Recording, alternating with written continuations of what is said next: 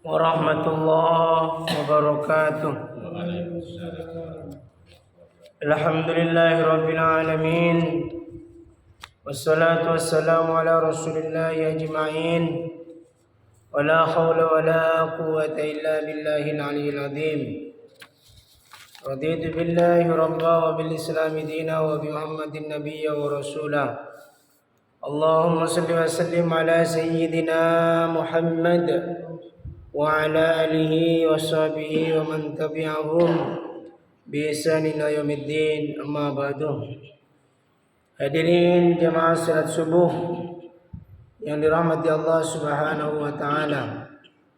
Alhamdulillah, di malam atau di hari yang ke-15 ini Allah Subhanahu wa taala masih memberikan kita kesempatan hidup dengan nafas yang masih ada, kesehatan yang masih kita rasakan, kesempatan yang masih diberikan, iman dan Islam yang masih melekat dalam jiwa kita.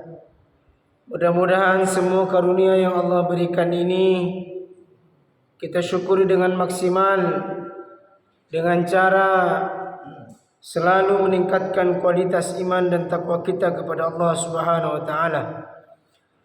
Tak lupa pula salawat dan salam kita semoga senantiasa selalu mempersamai keharibaan kita Nabi besar Muhammad sallallahu alaihi wasallam, teladan kita, panutan kita dalam mengarungi kehidupan ini. Bapak Ibu jamaah salat subuh yang dirahmati Allah, di antara perintah yang sangat dianjurkan oleh Rasulullah sallallahu alaihi wasallam maupun perintah yang diperintahkan oleh Allah Subhanahu wa taala dalam Al-Qur'an kepada kita orang-orang yang beriman adalah perintah untuk berbuat zuhud.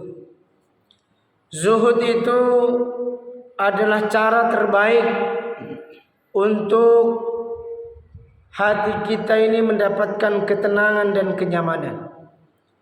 Zuhud adalah cara terbaik agar kita bisa terproses dengan baik menuju ketakwaan Allah Subhanahu wa taala.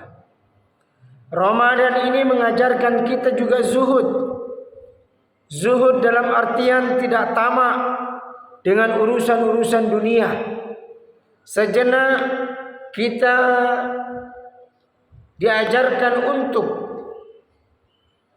menunda jatah makan kita, jatah keinginan dunia kita pada waktu yang sudah Allah tentukan. Karena memang Bapak Ibu jemaah sekalian yang dirahmati Allah, zuhud itu adalah ciri atau sifat utama yang dimiliki oleh orang-orang beriman yang ingin mencapai tingkat derajat tinggi di sisi Allah, yakni ketakwaannya. Puasa tanpa memiliki sifat zuhud, maka puasanya adalah puasa yang tidak bernilai. Orang beriman tanpa memiliki sifat zuhud, maka keimanannya adalah keimanan yang impoten. Orang-orang mukmin, orang-orang muslim yang tidak mau berbuat zuhud, maka dipastikan kecenderungan mereka akan tertipu oleh dunia dan segala gemerlapnya serta isi-isinya. Masya Allah Bapak Ibu jemaah sekalian yang dirahmati Allah, memaknai zuhud yang pertama dapat dimaknai dari sisi bahasa, bahkan bisa dimaknai dari sisi petunjuknya, huruf per huruf. Bahkan ada pula bisa dimaknai dengan istilah. Kami mengutip dari perkataan Ibnu Abbas radhiyallahu an sebagai pokok bahasan pada materi kali ini. Kata beliau, az-zuhdu bi thalathati ukhrufin Az-zuhdu bi thalathati akhrufin zayyun wa ha'un wa dalun.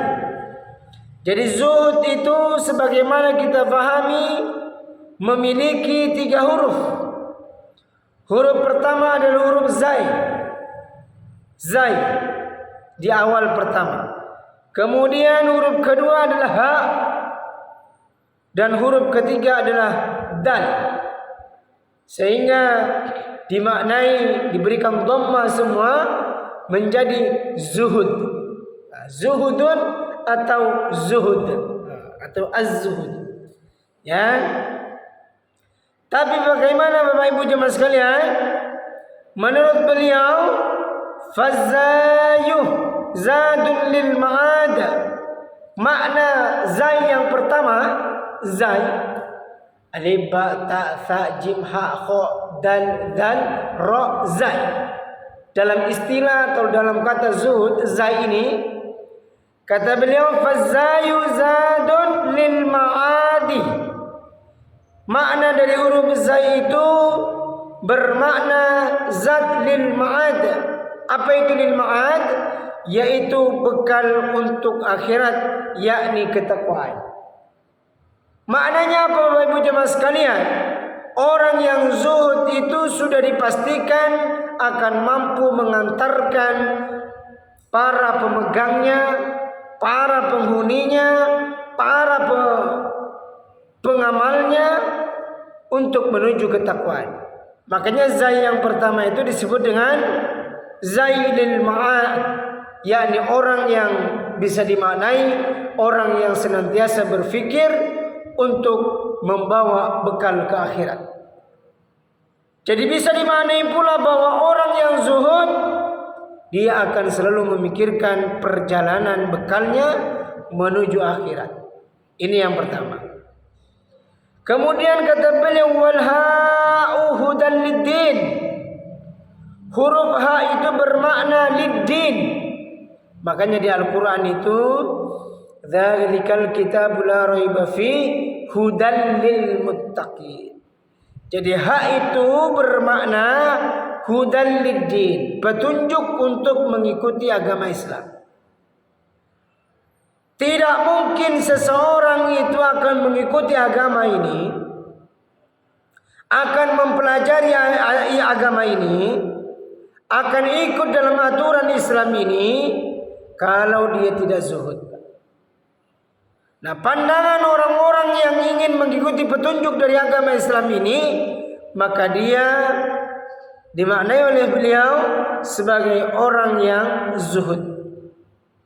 Kemudian yang ketiga adalah wadalu dawamun ala ta'at. Dan huruf dal itu bermakna ad-dawam ala ta'at. Apa itu ad-dawam ala ta'at? Yaitu konsisten dalam ketaatan. Jadi ketika kita ini meminta keistiqomahan kepada Allah, keistiqomahan dalam beribadah, keistiqomahan dalam akidah, keistiqomahan dalam bermuamalah, keistiqomahan dalam ketaatan kepada Allah, maka salah satu pintunya adalah kita minta istiqomah untuk selalu zuhud terhadap dunia ini. Tadi malam sudah saya jelaskan bahwa zuhud itu bukan berarti hidupnya miskin atau duafa atau terhina, bukan. Tapi zuhud yang dimaksud itu adalah tidak memandang dunia secara berlebihan, menganggap segala apapun termasuk diri kita itu dianggap biasa saja. Kenapa Bapak Ibu? Jangankan, kan begitu katanya Roma, jangankan apa? Jangankan dunia ini, tubuh pun kita juga akan ditinggalkan. Dunia kita akan ditinggalkan. Nah, orang yang zuhud itu Masya Allah, kata beliau, maka ad-dawamu ala ta'at, dia akan diberikan kekonsistenan, keistiqomahan dalam ketaatan. Jadi apa maknanya orang yang konsisten taat terhadap aturan agama ini? Maka insya Allah dia memiliki karakter sifat zuhud yang luar biasa. Tapi kalau tidak konsisten, Masya Allah, berat. Ini kata beliau, Namun sekali lagi, beliau juga Ibnu Abbas ini adalah sahabatnya Nabi. Dalam sebuah kesempatan yang lain, beliau juga pernah mengatakan bahwa huruf zai itu bermakna apa? Az-zai tarkuz zina. Ya, az-zayu tarkuz zina. Jadi huruf zai ini kalau yang tadi adalah bermakna melakukan sesuatu, tapi kalau yang ini bermakna tarkun, bermakna meninggalkan sesuatu. Apa yang ditinggalkan? Tarkuz zina. Apa zina? Zina itu bukan berarti melakukan itu, enggak. Zina itu artinya meninggalkan kemewahan dan gemerlapnya dunia. Jadi kita ini tidak mungkin dapat mencapai tingkat zuhud kalau kita masih terlenakan oleh kemewahan dan gemerlapnya dunia. Apalagi cuma terlena dengan gemerlapnya lampu-lampu di dini hari dengan bunyi-bunyi musik tertentu. Tidak mungkin, Pak. Sama gemerlapnya dunia saja, kalau kita tertipu, maka kita tidak termasuk golongan orang yang sulit. Ini ada orang, Pak, terlena dengan buatan manusia, terlena dengan gemerlapnya lampu-lampu yang bergonta-ganti warna-warni, ditambah dengan musik-musik disco macam-macam, terlena di tengah dini hari lagi, di saat orang-orang sedang tertidur. Nah, ini bisa mencapai zuhud? Tidak mungkin, Pak. Berat. Oleh karena itu, maka banyak orang-orang, para ulama-ulama sufi, para ulama-ulama yang mengasingkan diri melakukan tahannus, sebagaimana juga pernah dilakukan oleh Rasulullah, mengasingkan diri dari segala kemewahan gemerlapnya dunia. Ada yang tinggal di hutan, ada yang tinggal di pedesaan, ada yang hidup menyendiri, ada yang macam-macam, ada yang memilih jalan untuk musafir macam-macam. Ada yang pilih dengan cara keluar sebulan 3 hari, ada yang pilih setahun 44 bulan, ada yang keluar 40 hari. Apa maknanya Bapak Ibu? Tidak usah disalahkan, namanya aja metode, cara. Banyak cara yang dilakukan oleh seseorang untuk menghindari dari gemerlapnya dunia. Nah, kenapa Pak Ustaz enggak begitu? Enggak juga. Kadang berada di tempat kita ini, itu sudah kita termasuk orang yang meninggalkan gemerlapnya dunia. Artinya apa? Enggak tertipu. Ngelihat jet pribadi biasa saja, ngelihat mobil mewah biasa saja, ngelihat rumah mewah biasa saja. Nah, ketika muncul perasaan biasa-biasa saja terhadap gemerlapnya dunia, maka satu tahapan tentang zuhud itu sudah masuk ke dalam sanubari kita. Kemudian kata beliau juga, wal ha'u tarkul hawa. Adapun huruf ha itu adalah tarkul hawa, meninggalkan hawa nafsu. Hawa nafsu yang bagaimana? Hawa nafsu yang disebut dengan nafsul lawwamah.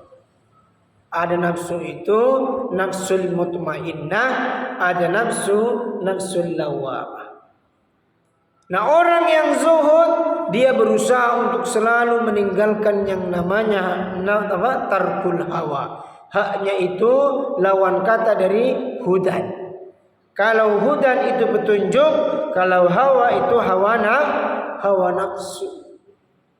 Hawa nafsu ingin menguasai, hawa nafsu ingin memiliki, hawa nafsu ingin macam-macam. Masya Allah. Orang kalau sudah tahu nikmatnya kekuasaan, susah itu.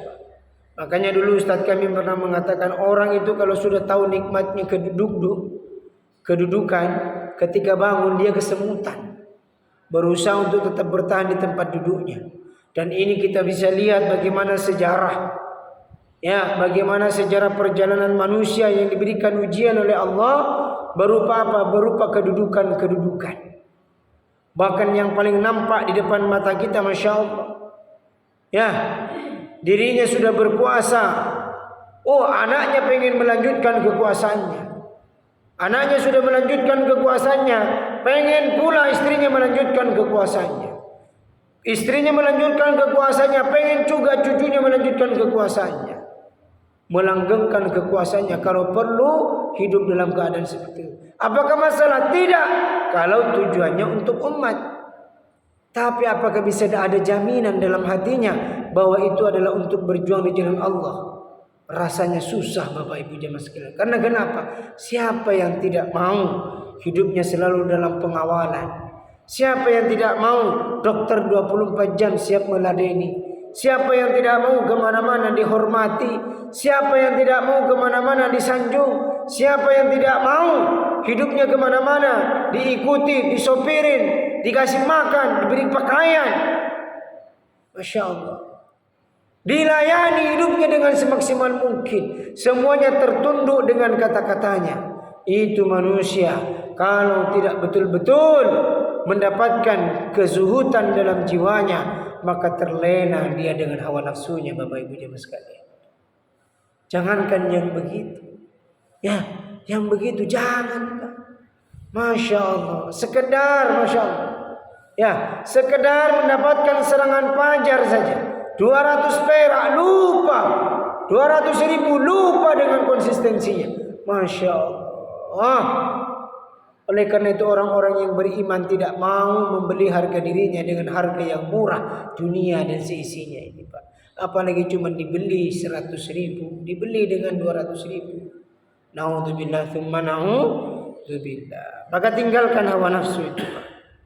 Kemudian kata beliau, wadalu tarkud dunia.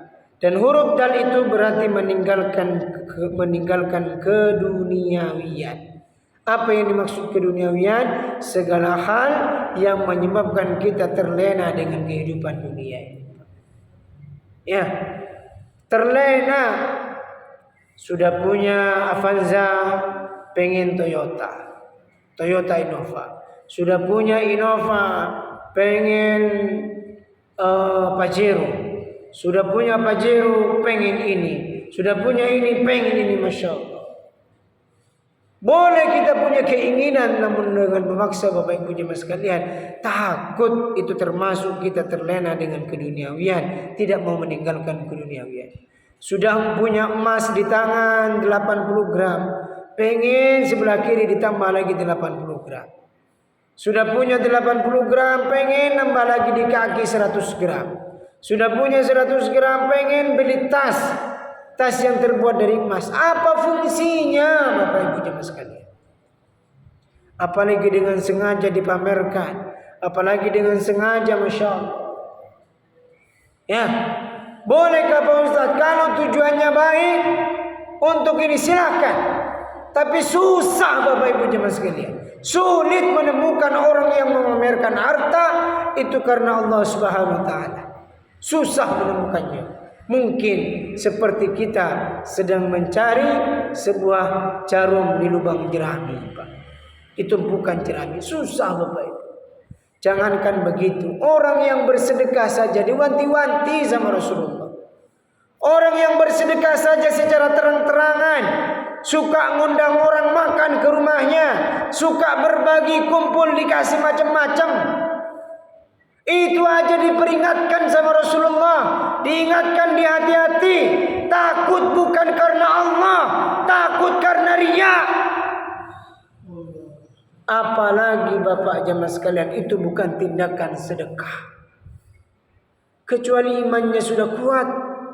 Sebagaimana misalnya Umar bin Khattab. Beda dengan Abu Bakar yang selalu sembunyi-sembunyi.